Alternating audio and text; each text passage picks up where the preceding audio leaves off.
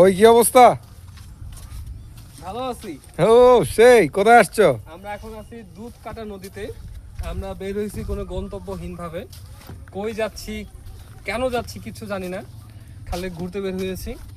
এটাই আসলে মানে সফর কা মজা কবি মঞ্জিল পর नहीं होता, সফর কে মজা होता है রাস্তা पर। ও সেই সেই, দুধকাটা নদীতে।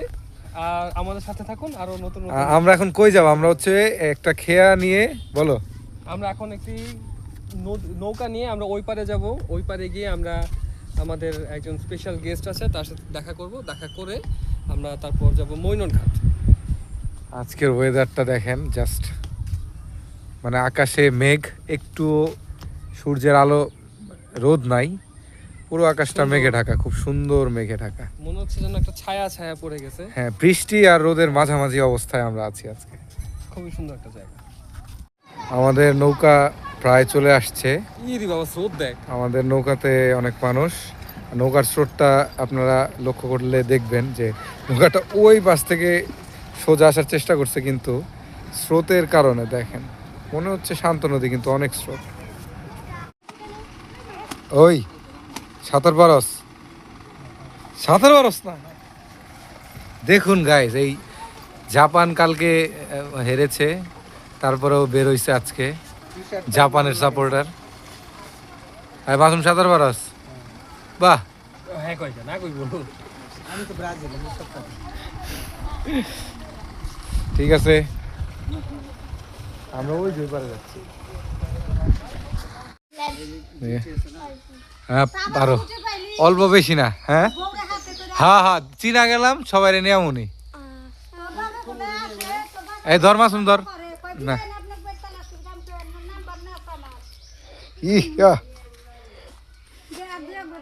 ধর হাতে ধর। না না না না না না, আর একটু না।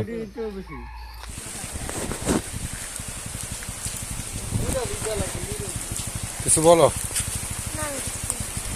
প্রচুর বৃষ্টি আসতেছে, বৃষ্টির মধ্যেই আমরা গ্রামের পথ প্রান্তরের রাস্তা ধরে হাঁটতেছি। এই যে দেখতে পাচ্ছেন এখানে ঘোড়া। হ্যাঁ, তোমার নাম কি বলো? কি সাইমা? এই যে দেখো আমরা বৃষ্টির মধ্যে কিভাবে মাথায় কাপড় দিয়ে তুলি দিয়ে মনে হচ্ছে যে ট্রেকিং করছি। এটা হচ্ছে একটা ওয়ের মিষ্টি, একটা হচ্ছে আমার মিষ্টি। ওই তুমি খায়া বলবা যে কোন মিষ্টি ভালো।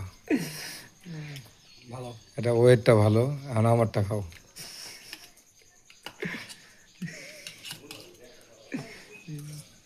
বুঝলো? ভালো, দুইটাই ভালো। ভালো। ওকে ঠিক আছে, আমরা শুধু আমাদের মিষ্টি খাই। কিছু বলো। আমরা একেবারে বৃষ্টি স্নাত দিনে চলে আসছি। আমরা খুবই সুন্দর একটা মোমেন্টে আছি, মানে একেবারে গ্রাম্য জীবন যাকে বলে। হ্যাঁ, আমরা এখন নদীর পাড়ে আছি। আমরা নদীর ওই পারে যাবো। আমরা বলছিলাম এই মাসুমের নানা বাড়িতে। মাসুমকে অনেক ধন্যবাদ দিতে হয়, মাসুম আমাদের দুমুঠো খাবারের ব্যবস্থা করেছে। আমরা খুবই কৃতজ্ঞ মাসুম তোমার প্রতি। ঠিক আছে, তুমি এখনকার পরিস্থিতিটা বর্ণনা করো। এখন পরিস্থিতি হচ্ছে চারবার করে বিজলাম সকালে। প্রথমত হচ্ছে আমাদের গন্তব্য ঠিক নাই, তার মধ্যে আমরা বসে আছি। আমরা সারাদিন ভেজা ভেজা শরীরে ঘুরতেছি। ভেজা শরীরে ঘুরতে একবার বৃষ্টি থামে, একবার বৃষ্টি বাড়ে। দাদার বাড়ি আছে, একবার ভিজি একবার শুকাই। ওই যে আমাদের বাহন ভিজতে ভিজতে শেষ আজকে। শীতলের এখন শীতল তো মজা, কিন্তু কাটাও নেই, কাটা প্রচুর কাটা।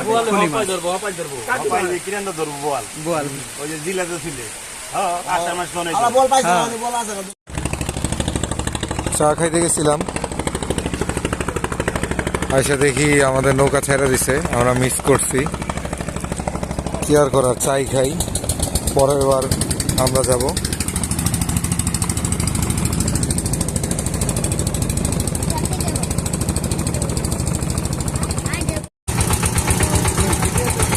নদীতে হোন্ডা চালাচ্ছে মাসুম। আকাশ এখন পরিষ্কার হয়ে গেছে, আমরা খুবই আনন্দিত। মোটামুটি বৃষ্টি চলে যাচ্ছে আস্তে আস্তে।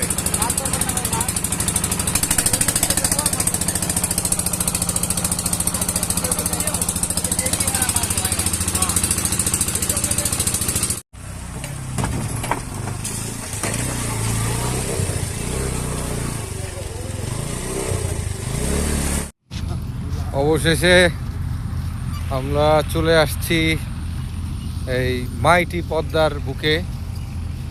সারাদিন আজকে বৃষ্টি ছিল, বলা যায় বৃষ্টির মধ্যে ভিজে ভিজেই আসছি। 2-3 বার ভিজে হয়েছে, তারপর 2-3 বার মানে ভিজলাম বাইকের উপর, শুকাইলাম বাইকের উপর। আমাদের পাইলট ওই গাড়িতে ছিল, জমিয়ে রাখতে পারে না বৃষ্টি হওয়া হয়। যাই হোক আসলে বেরোয়ার সময়টা মাথায় নিছি যে আজকে বৃষ্টি থাকবে, প্রাকৃতিক জিনিস বৃষ্টি, ওটা মাইনা নিয়েই চলতে হবে। তো এরকম আপনারা জাস্ট বেরোয় যান, সামনে কি আছে দেখার দরকার নাই, খারাপ ভালো দুইটা নিয়েই চলতে হবে। বৃষ্টির আজকে খারাপ ছিল, কিন্তু এই যে দিন শেষে এই সুন্দর ভিউটা দেখলাম। তবে তবে তবে শুনেন, তবে মাথায় রাখেন আপনাদের জন্য পরিচিত এমন কেউ থাকে যে আপনাদের গরু মাংসতে ভাত খাওয়াইতে পারবে। হ্যাঁ আচ্ছা, মাঝখানে কিন্তু আমরা খুব ভালো ভোজন করছি একজনের, এই আমাদের মাসুমের নানি বাড়ি, এখানে গিয়ে। তো ওই যে কি যেন ওশোর একটা বাণী আছে, সেটা হলো জীবনে দুঃখ থাকবেই, কিন্তু সেই দুঃখে আপনি দুঃখিত হবেন কিনা এটা আপনার ব্যাপার। তো ওই রকম আর কি, জীবনে বৃষ্টি থাকবেই, তো সেই বৃষ্টিতে আপনি দমে যাবেন কিনা এটা আপনার ব্যাপার। So minded. ওই এখন এই গহীন অরণ্যে ওই এখন মূত্র বিসর্জন করতে যাচ্ছে। আপনারা দেখুন গাইস কিভাবে এই গহীন অরণ্যে সে এই যে এই এতগুলো পানি ঢেলে দিচ্ছে, হলুদ হলুদ পানি।